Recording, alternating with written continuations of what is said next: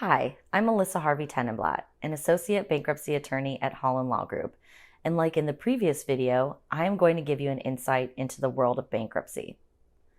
At Holland Law Group, we assist our clients with filing bankruptcy, as well as with debt defense if bankruptcy is not the right option. In the last video, we discussed bankruptcy basics, the two main chapters of bankruptcy, minor asset protection, and some of the pros and cons. In this video, we are going to delve deeper into exemptions, which are the protections you have for your real and personal property in bankruptcy.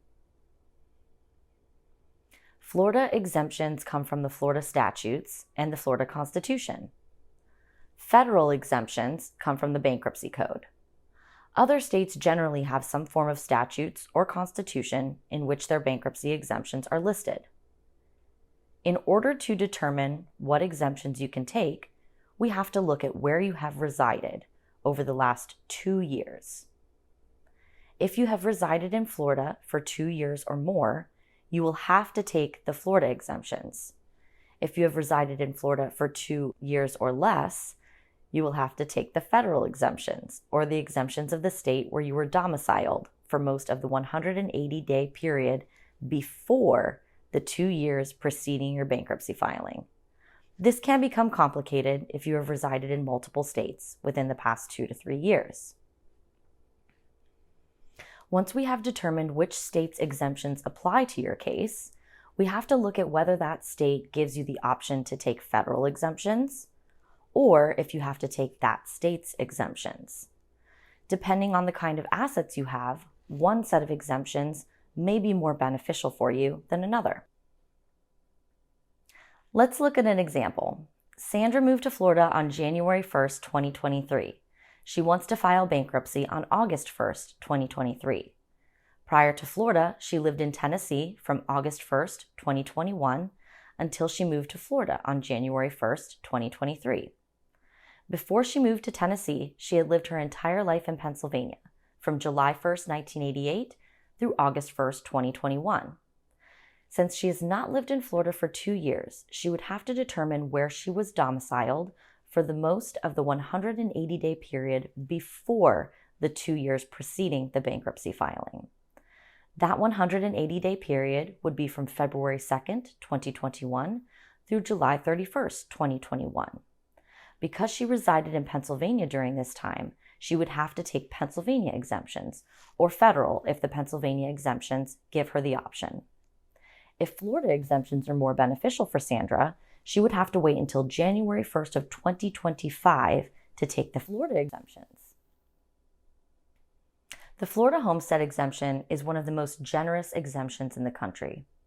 If you have owned your homestead in Florida for less than 1,215 days, you can generally protect up to the amount that the federal bankruptcy code allows, which as of 2023 is approximately $190,000.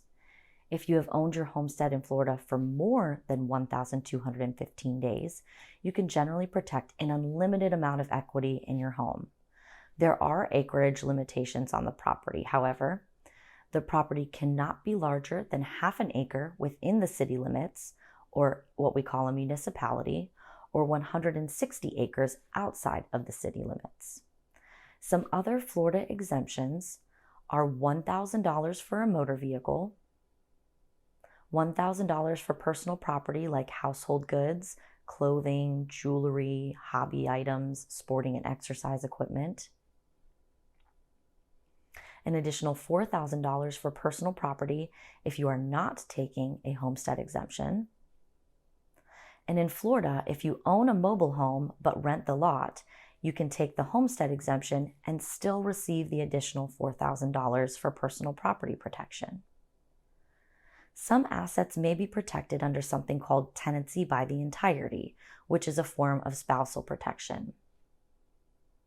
Qualified retirement plans are 100% exempt. Your wages in a bank account may also be exempt, depending on if you have dependents and what kind of income is in the bank account. Social Security benefits, workers' compensation, and VA benefits are also generally 100% exempt, with some exceptions and nuances that an experienced bankruptcy attorney can discuss with you. The federal exemptions are more beneficial for someone that does not own a homestead because the federal exemptions provide for more personal property protection than Florida exemptions do. The federal homestead exemption only allows an individual to protect up to $27,900 of equity in their homestead. For someone that has significant equity in their home, the federal bankruptcy exemptions are not beneficial.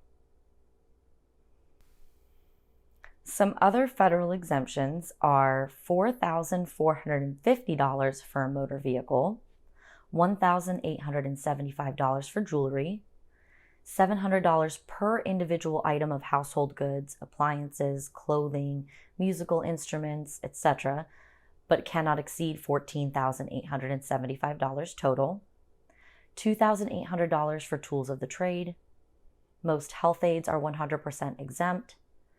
Some personal injury recoveries can be exempt under federal exemptions, whereas Florida provides no exemptions for personal injury recoveries.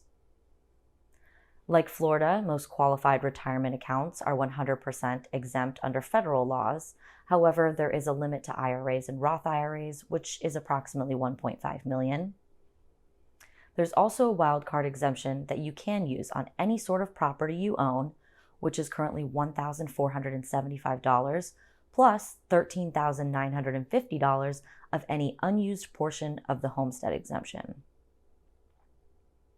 As you can see, federal exemptions provide more protection for your personal property than your homestead, whereas Florida has a great homestead exemption, but small personal property protections.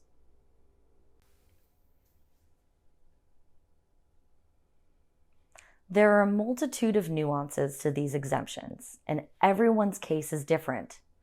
Some of these items may pertain to you, and some may not. If you have any questions, or would like to discuss the exemptions and how your assets are protected in bankruptcy, Holland Law Group has experienced attorneys waiting for your call. We offer free consultations and are here to assist you with your debt so you can breathe freely and remove the stress of debt from your life. Thank you.